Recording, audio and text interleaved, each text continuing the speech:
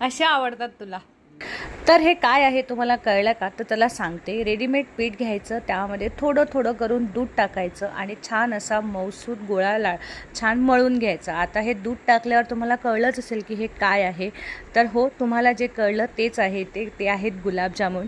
कारण की शाळेमध्ये एक छान अशी मॅच झालेली होती आणि त्या बदल्यात मेडल वगैरे मिळालं मुलाला. तर बोलतो मम्मी याच्या बदल्यात मला काहीतरी पाहिजे. थोडंसं टेन्शनच आलं. म्हटलं हा मागतोय तरी काय. पण त्याने काय मागितलं असेल. तर मम्मी तुझ्या हातचे छान मौसूद अशी गुलाबजामुन मला दे. तर म्हटलं चला ठीक आहे. ही तर काय तो नाही मागितलं तरी मिळालंच असतं. पण त्याने ही फरमाईश केली होती म्हणून त्याच्याआधी थोडं 2-3 दिवसानंतर बनवायला घेतले मी. तर छान तुम्हालाही माहिती आहे कसे बनवायचे ते, त्यात काही विशेष नाही आहे.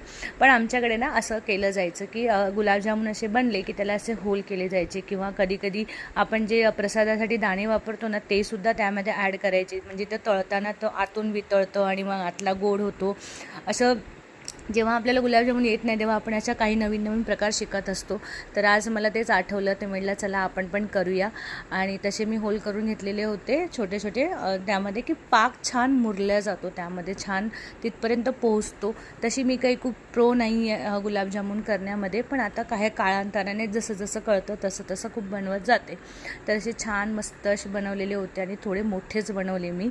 पण त्यानंतर ते जे फुगून मोठे झालेत तर ते काही त्याच्यात मावेन असे झाले होते. नंतर थोडंसं चेंज केलं आणि मस्त असे गुलाबजामुन छान तयार झालेले होते. आता मुलीला हवे होते, घरी ती होती.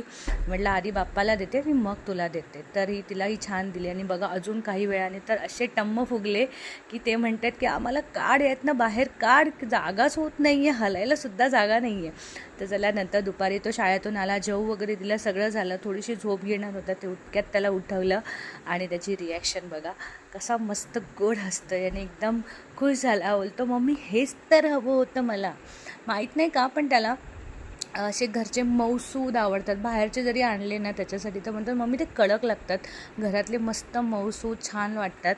मी गोड एवढी प्रेमी नाही आहे त्यामुळे इतकं असं पण मी गोड खात नाही, पण याला खूप जास्त आवडतात. तर असं छोटंसं सरप्राईज त्याने मागितलं आणि मी दिलं.